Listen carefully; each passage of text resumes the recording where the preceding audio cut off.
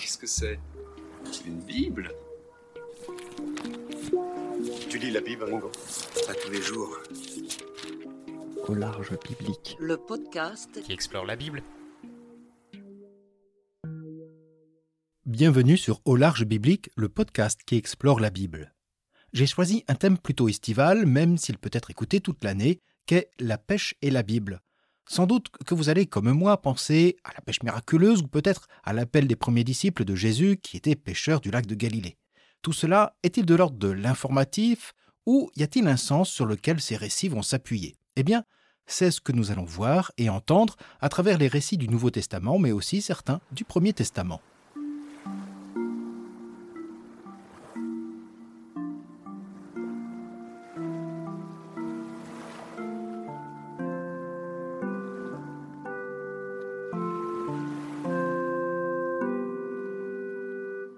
Il n'y a pas beaucoup de pêche dans la Bible parce que le pays est davantage tourné vers l'agriculture et l'élevage et que les ports sont peu nombreux. La Bible ne décrit pas autant le monde marin que le monde terrestre. Alors, c'est vrai que culturellement, la mer ou les grands lacs sont associés au monde des abîmes, des ténèbres et de la mort. C'est le lieu du monstre marin Léviathan et je vous renvoie pour cela à la série sur la Bible et la mer qui traitait de ce sujet. Il n'y a pas de descriptif qui détaillerait les espèces de poissons, qu'ils soient de la Méditerranée, de la mer Rouge au sud, où se situe le port d'Eilat, ou encore dans le lac de Génézareth, dit encore mer de Galilée ou de Tibériade. Quant à la mer Morte, comme son nom l'indique, en raison de son taux de sel élevé, aucune vie n'y demeure. Et pour information, ce n'est pas une baleine qui avale le prophète Jonas, mais, je cite le texte, un gros poisson. La seule distinction que l'on ait est religieuse à propos de la règle alimentaire sur la cacheroute. Il y a des animaux dont les fils d'Israël sont autorisés à manger, ils sont qualifiés de purs, et des animaux dont la consommation est interdite, ils sont qualifiés d'impurs. Le livre du Lévitique indique « Parmi tout ce qui vit dans l'eau, vous pourrez manger ceci. Tout ce qui a des nageoires et écailles et vit dans l'eau, mer ou fleuve, vous pourrez en manger. Tout ce qui vit dans l'eau, sans avoir nageoires et écailles, vous le tiendrez pour immonde. » Donc on ne pêchera pas pour la consommation, ni huîtres, ni langoustes, ni requins, etc. Mais nous ne sommes pas là pour parler poisson, mais pêche. Les deux sont liés, je vous l'accorde. Car le poisson est un aliment important dans l'Antiquité. Il est plus consommé que la viande et se retrouve davantage sur les étals. D'autant que les techniques de saumure et de séchage permettent de le conserver longtemps. C'est un aliment de base populaire avec le pain, et ce n'est pas un hasard si poisson et pain se retrouvent ensemble dans les récits de miracles de Jésus lors des multiplications. Cependant, le prix du poisson pouvait parfois être élevé en fonction des saisons et des espèces.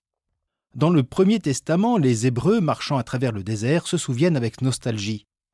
Nous nous rappelons le poisson que nous mangions pour rien en Égypte, les concombres, les pastèques, les poireaux, les oignons, l'ail. Mais avant d'arriver sur la table, le poisson est aux mains des pêcheurs.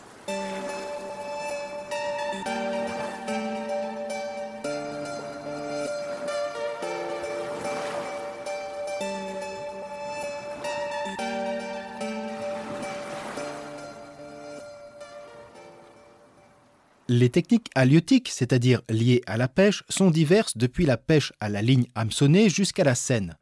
Pour les textes qui vont nous intéresser, nous allons retenir les trois principales. La première est une pêche côtière, pratiquée sur le rivage à l'aide d'un épervier. C'est un filet circulaire, lesté de plomb sur sa circonférence et jeté par le pêcheur dans des eaux peu profondes. Le filet se déploie et emprisonne les poissons. Pour celles et ceux qui ont emprunté un navire touristique sur le lac de Galilée, un des matelots en fait généralement la démonstration pour les touristes, mais il ne pêchera jamais rien. L'épervier n'est pas un filet de pleine mer, il est plus efficace sur le rivage. Il existe bien évidemment ce filet simple tendu entre deux points dans lequel les poissons se prennent et que l'on relève plusieurs heures plus tard. La plupart du temps, la pêche se déroule peu avant l'aube ou au coucher du soleil ou parfois la nuit. Au milieu du jour, les navires et les filets sont davantage visibles et qui plus est, les poissons s'enfoncent dans les profondeurs plus au frais. L'autre technique est la seine, qui demande au moins 2 navires qui vont à tous deux déployer en cercle et au large un filet dans la mer pour y enfermer le poisson qu'ils vont tirer à eux ou vers le rivage. La pêche demande de la main-d'œuvre et c'est probablement cette technique à laquelle fait référence un des récits de pêche miraculeuse. Dans les fonds du lac de Galilée, à Ginosar plus exactement, il a été trouvé une barque de pêcheurs datée au carbone 14 du 1er siècle avant ou après Jésus-Christ. Mesurant 8,20 m de long, 2,30 m de large et profonde de 1,20 m, elle pouvait embarquer jusqu'à 15 marins. On peut encore la voir exposée au musée de Guy-Nossart aujourd'hui. Le métier de pêcheur est un métier dangereux, risqué, et il l'est toujours. La mer est alors imprévisible, bien que les marins sachent discerner les signes annonciateurs d'un vent fort ou d'une tempête. D'autant plus que, comme je vous l'ai dit plus haut, la mer est associée au monde des abîmes et de la mort. Un des risques est d'y disparaître à tout jamais, sans pouvoir reposer au sein d'un tombeau. Pour les fils d'Israël, cette absence de sépulture est une véritable malédiction, le défunt ne pouvant reposer en paix au Sheol. Là aussi, je vous renvoie à la série sur la résurrection dans la Bible. J'ai consacré un épisode sur ce sujet, pour celles et ceux que ça intéresse. Toutes les références sont en note de cet épisode.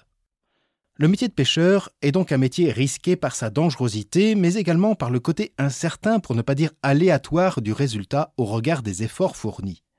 Qui sait ce que la pêche va pouvoir rapporter ? La vie économique et surtout la vie familiale en dépend.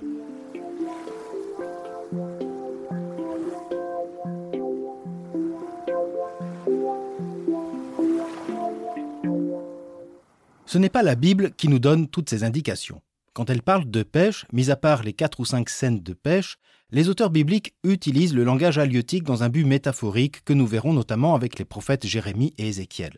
Mais déjà, le livre de Qoéleth ou Ecclésiaste, un livre de sagesse biblique, reprend l'image de la pêche comme métaphore de la vie confrontée aux imprévus. Et son originalité n'est pas de se placer du côté du pêcheur, mais du poisson.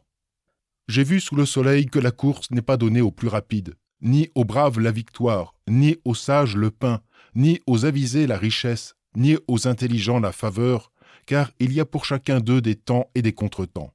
L'homme ne connaît même pas son heure. Comme le poisson pris au filet fatal, comme l'oiseau pris au piège, ainsi en est-il des fils d'Adam, surpris par le moment fatal qui tombe sur eux à l'improviste.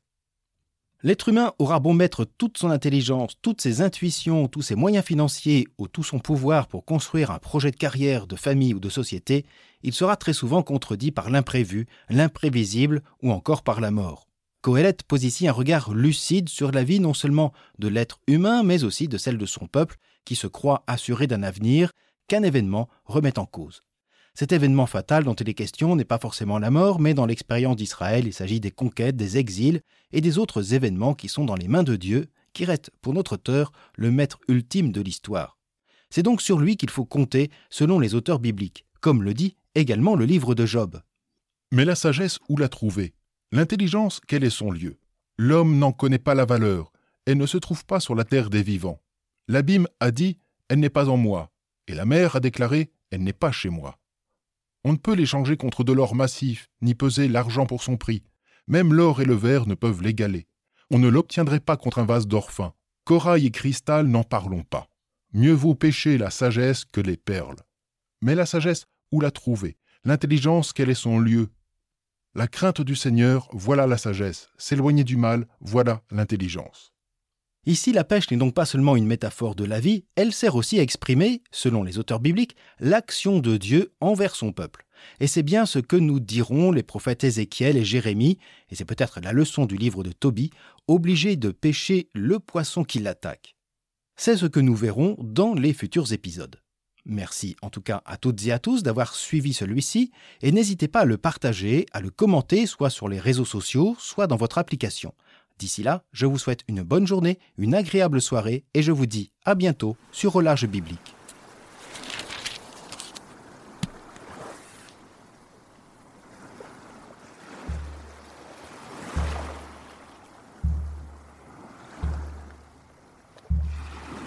Au Large Biblique est un podcast créé et animé par François Bessonnet, prêtre et bibliste.